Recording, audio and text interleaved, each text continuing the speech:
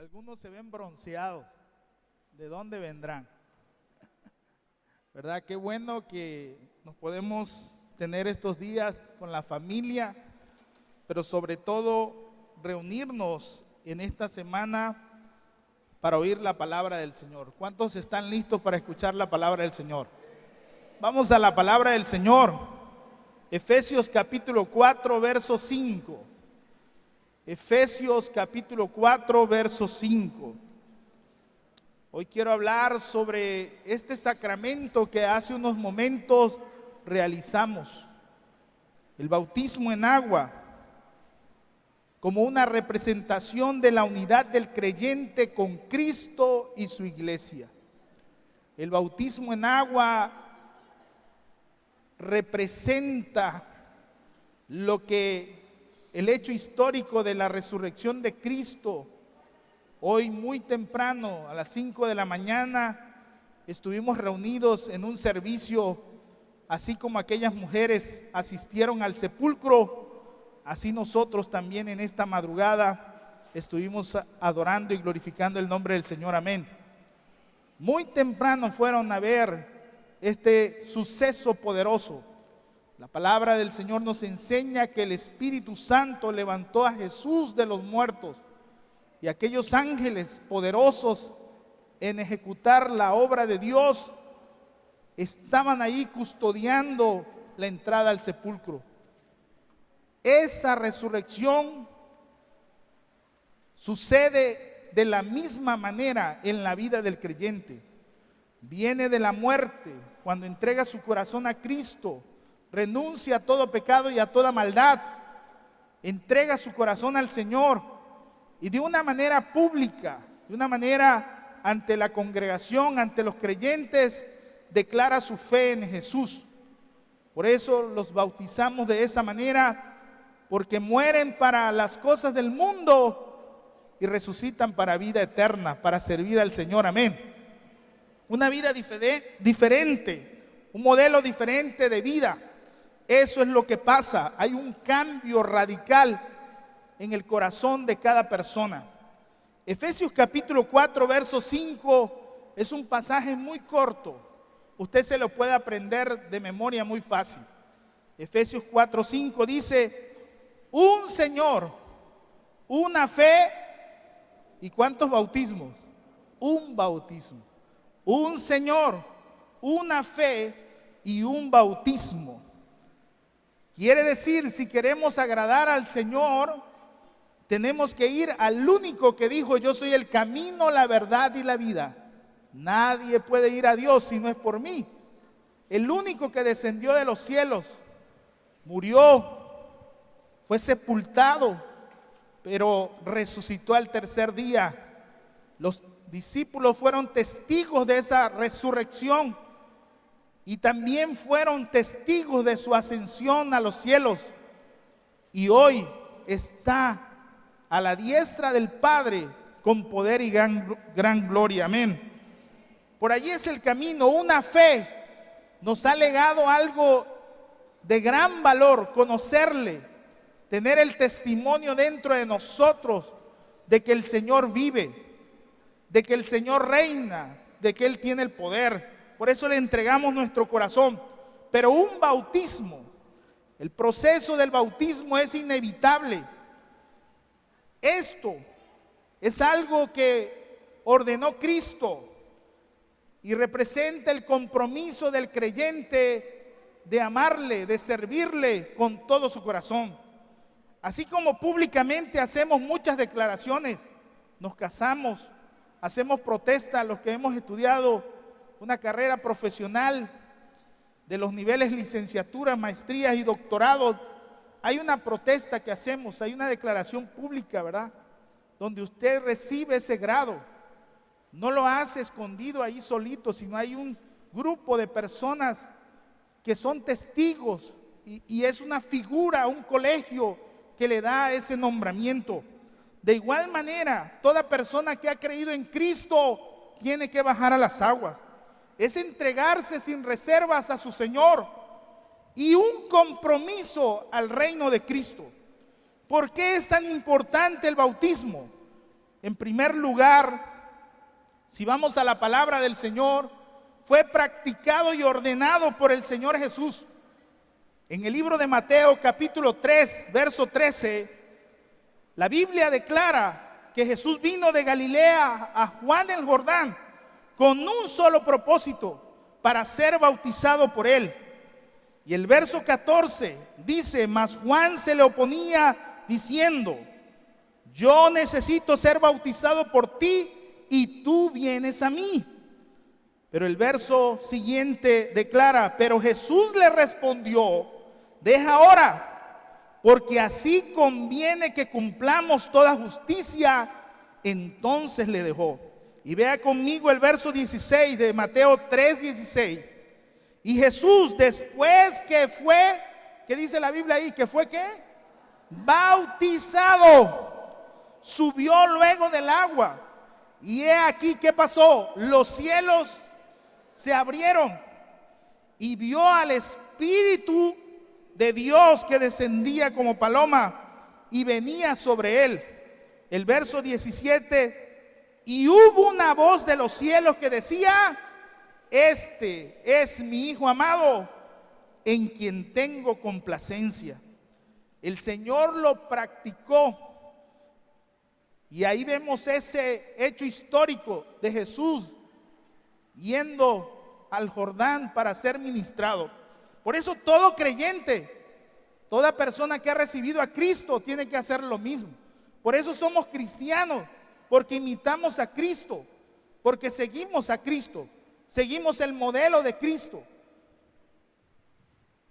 El Señor lo ordena también en sus últimas palabras en el libro de Mateo capítulo 28, verso 19, en lo que llamamos la gran comisión.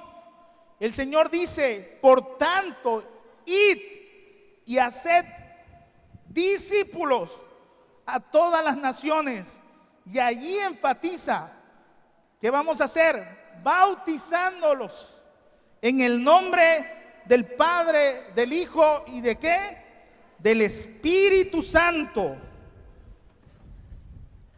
Y continúa el verso 20: enseñándoles que guarden todas las cosas que os he mandado. Y he aquí, yo estoy con vosotros, ¿cuántos? Todos los días. ¿Hasta cuándo? Hasta el fin del mundo. Esa es la ordenanza de Cristo. Por eso es un Señor, una fe y un bautismo. No puede usted evitar eso. No puede usted evitar conocer a Cristo. Y si conoce a Cristo, recibe fe. Y si tiene fe, se tiene que bautizar. No hay otro camino. Eso es lo que enseñó Jesús. Está muy sencillo, muy cortito y muy práctico. La vida cristiana no tiene tanta complicación. Las religiones nos las complican, pero esos son pensamientos ya que hacemos del concepto de Dios. Pero cuando vamos a la palabra es muy sencillo: creer en Cristo, tener la fe y después bajar a las aguas. Eso es muy sencillo, 3 pasos. ¿Cuántos recuerdan aquellos vehículos? Yo recuerdo que el hermano Manuel Alpuín tenía una camioneta Ford que solo tenía 3 velocidades y era de palanca. Qué sencilla, era un modelo 68, creo que era Ford. ¿Cuántos se acuerdan de esos? Bueno, algunos todavía lo vieron, ¿verdad? Otros son muy jóvenes. Pero era de 3 velocidades, la reversa, primera, segunda y tercera. Y facilitos iban esas camionetas. No había tanta complicación. Ahorita hay primera, segunda, tercera, cuarta y quinta y no sé cuántas más. Pero así es el Evangelio. El Evangelio es muy sencillo. Tan sencillo, pero que si no lo recibes, te condena. Pero si lo aceptas, te abre la puerta de la vida eterna. ¿Cuántos alaban a Cristo? Hasta un niño lo puede practicar, hasta un niño lo puede entender.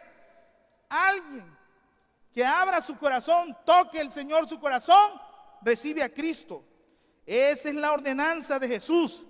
Él lo practicó y también lo ordenó. Por eso comisiona a su iglesia, a cada creyente, a discipular. Dios bendiga a todos esos hermanos que hoy fueron ministrados con el bautismo.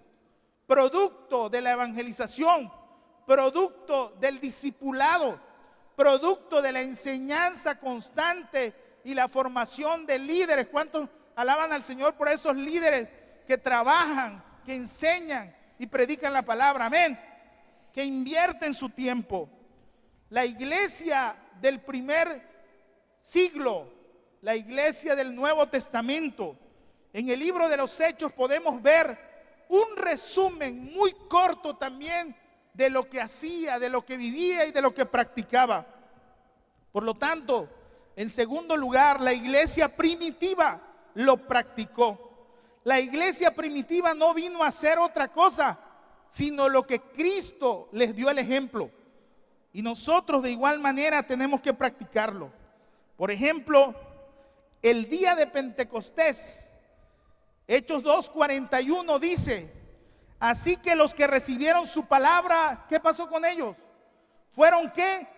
Bautizados. Y se añadieron aquel día, ¿cuántas personas?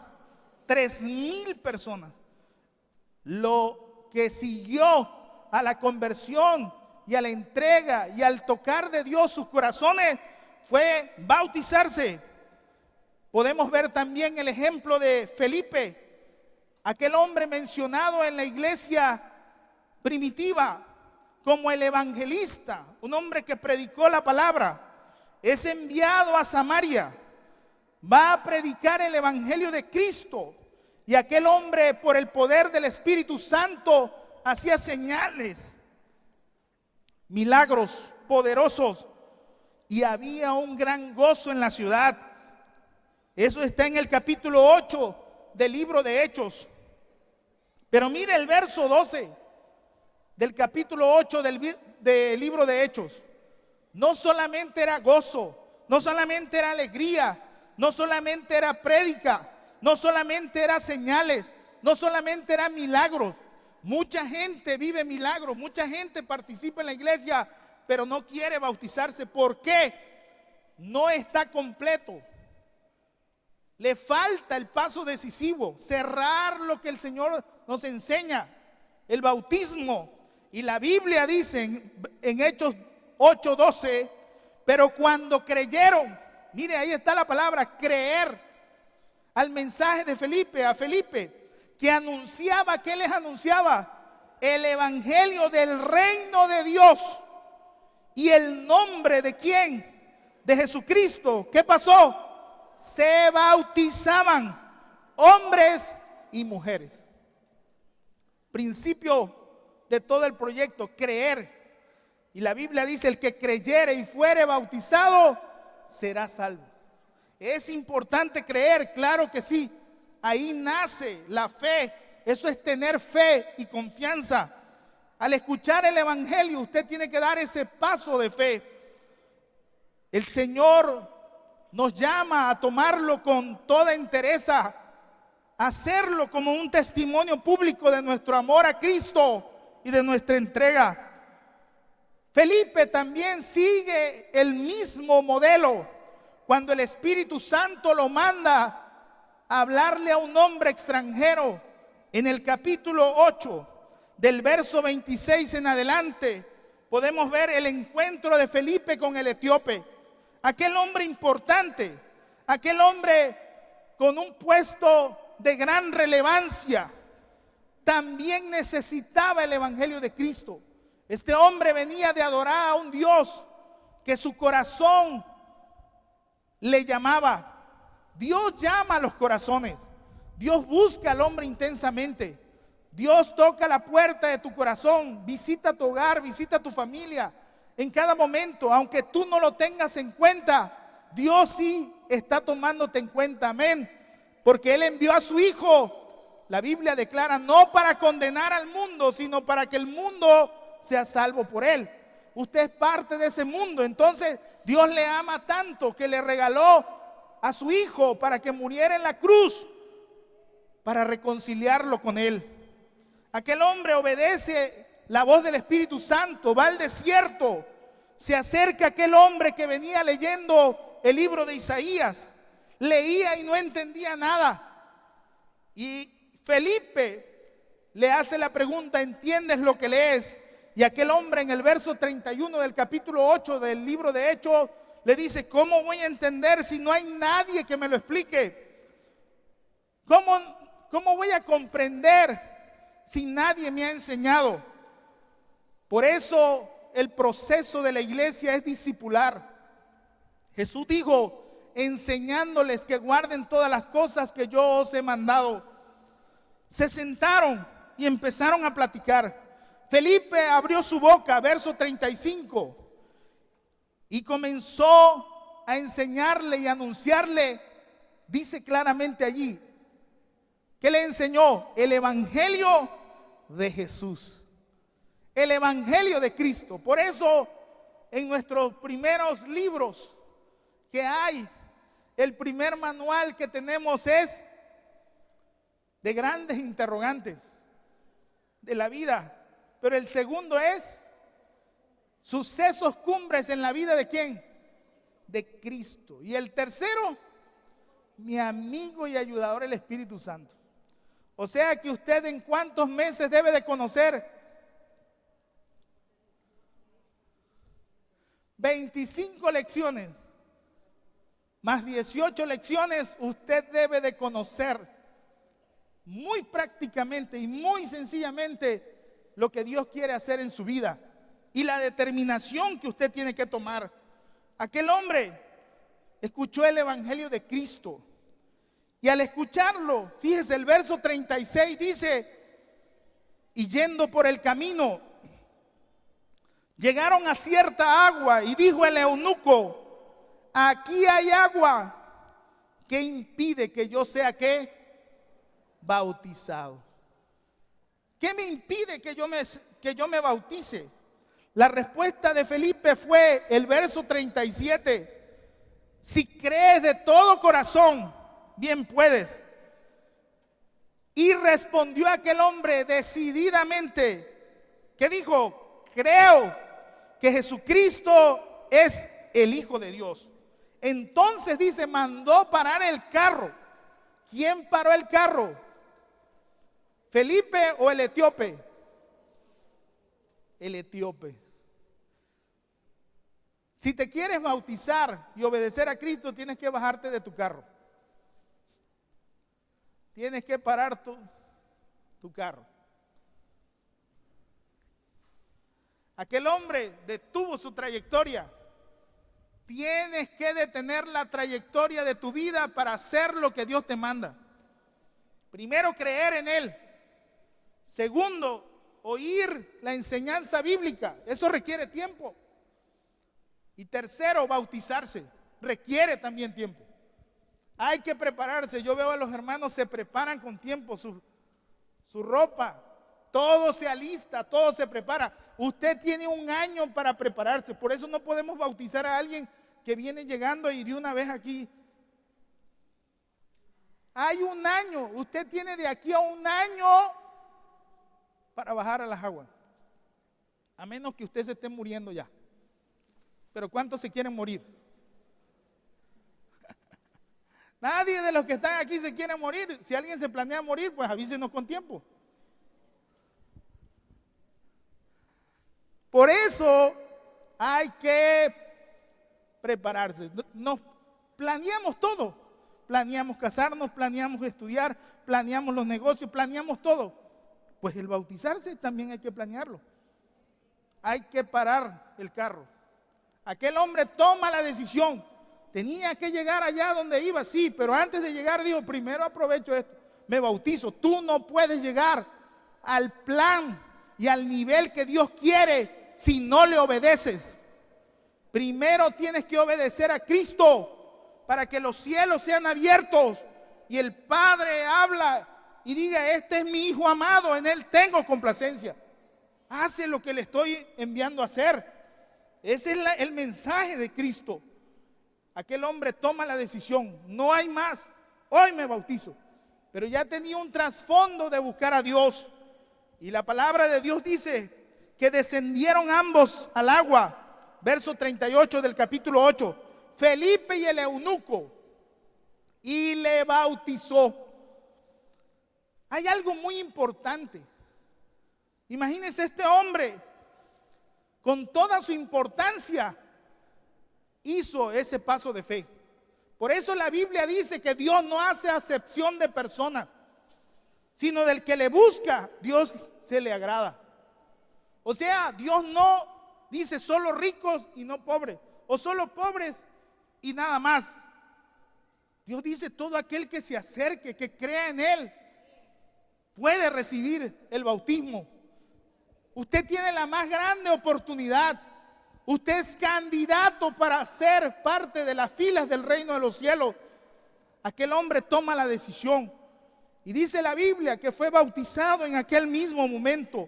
Y mire lo que dice el verso 39. Y cuando subieron del agua, el Espíritu del Señor arrebató a Felipe y el eunuco no le vio más. Pero ¿qué pasó con él? Siguió gozoso, ¿qué?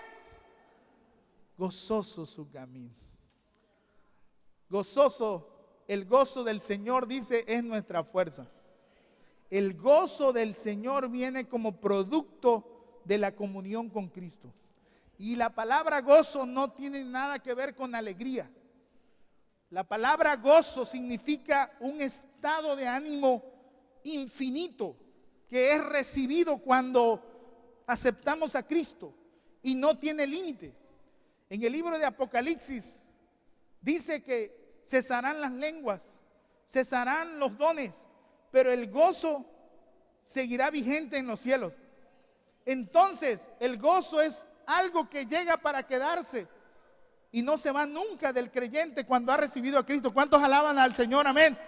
Por eso aquel hombre recibió ese gozo como evidencia de la presencia de Cristo en su corazón, bautizándose con toda alegría y siguió contento. Imagínense cuando llegó allá, ¿qué le pasó a este? ¿Qué le sucedió? Pues había recibido a Cristo, se había bautizado y la presencia del Señor estaba con él. Ahora Dios era su Padre y tenía promesas de vida eterna. Alabado sea Cristo, amén. Siguió contento su camino. Ese es lo que Dios quiere que hagamos. Pedro, el primer evangelista, que a través de él es usado para ganar multitudes. En el libro de Hechos, capítulo 10, verso 46, cuando va y le habla a Cornelio, un hombre, un soldado, un militar, alguien que tenía poder político, autoridad, también aquel hombre recibió el llamado de Dios a su corazón. Y la Biblia dice que fue a buscar a Pedro para que le enseñara la palabra de Dios. Y ellos recibieron la intervención del Espíritu Santo. Y Pedro declara en el verso 48 del capítulo 10, y mandó, ¿qué mandó? Bautizarles en el nombre de ¿quién? Del Señor Jesús. Imagínense lo que hace Pedro con aquel hombre tan importante, de rango general, encargado de un área muy privilegiada. Él estaba en Cesarea, en el lugar turístico de aquella época, frente al mar. Tenía todas las comodidades. El lugar especial donde si alguien quería disfrutar la vida, era ahí. Pues ahí Cristo llegó a la vida y el corazón de este hombre que buscaba a Dios. Dios tocó su corazón, no tenía problemas, tenía todas las comodidades, tenía todas las posibilidades económicas y el Señor habló a su corazón. Y aquel hombre abrió su corazón, oyó el mensaje de Cristo y Pedro lo llevó a las aguas. ¿Cuántos alaban al Señor? No hay que perder el tiempo, hay que venir a Cristo. Hay que entregarle su corazón a Él. Hay que rendirnos a Él y Él empieza a hacer cosas lindas en nuestras vidas. En tercer lugar, Pablo, el gran apóstol, aquel hombre que escribió la mayoría de los libros del Nuevo Testamento, él recibió el bautismo en agua, pero también lo aplicó en su vida y fue testimonio en su ministerio.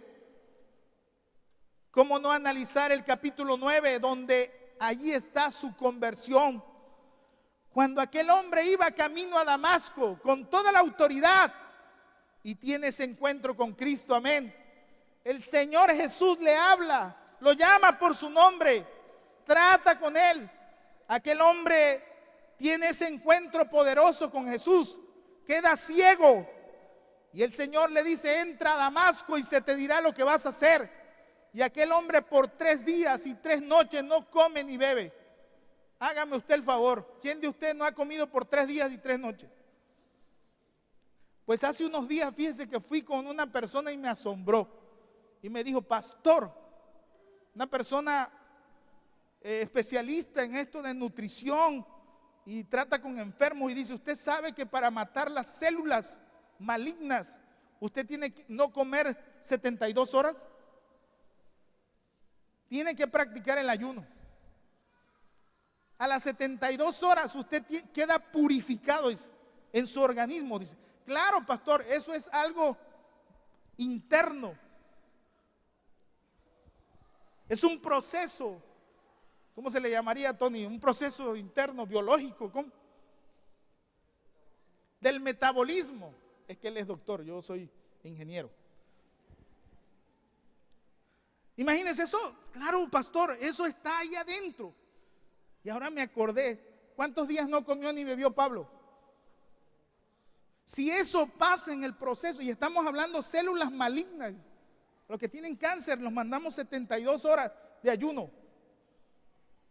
Pues imagínense a alguien que viene en pecado y en maldad. Por eso el Señor lo mandó 72 horas. Primero, arrepiéntete, conviértete, búscame. ¿Cuántos de ustedes necesitan 72 horas para encontrarse con Cristo? Usted viene enredado, con problemas, con situaciones, atado por el diablo, atormentado. Enciérrese 72 horas con Cristo. Ore, clame al Señor y el Señor le va a libertar. ¿Cuántos dicen amén? A las 72 horas aquel hombre tuvo un encuentro sobrenatural. Dios habló y envió a un hombre que estaba orando, que se llamaba como Ananías. Pablo oraba y ayunaba, dice, no comió ni bebió por 72 horas. Y Ananías, un hombre de oración, un hombre de la congregación, buscando a Dios, el Espíritu Santo le habla y le dice: es necesario que vayas y ores por Saulo, que está en la casa de Simón el curtidor, en la calle llamada a la derecha, porque él ora y ve en visión a un hombre que se llama Ananías, que ora por él. Fíjese cómo el Espíritu Santo lo ordenó. Aquel hombre va, le habla y le dice: hermano Saulo, el Señor que se te apareció en el camino me ha enviado. ¿Y qué hace? Mire, la palabra del Señor dice en el verso 17 del capítulo 9. ¿Cuántos están aquí? Entonces Ananías entró en la casa y poniendo sobre él las manos, le dijo: hermano Saulo, el Señor Jesús que se te apareció en el camino por donde venías, me ha enviado para que recibas la vista y seas lleno del Espíritu Santo. El verso 18 dice: y al momento le cayeron de los ojos como escamas y recibió ¿qué? Al instante la vista. Y después, ¿qué hizo? Levantándose, ¿qué pasó con él? Fue bautizado. ¿Usted sabe por qué a Saulo de Tarso lo bautizaron tan rápido? Porque él había sido educado, era temeroso de Dios, era un hombre que desde niño se había apartado para servir a Dios, nada más que andaba en un camino aparte, ¿verdad? ¿Cuántos de ustedes han sido enseñados a amar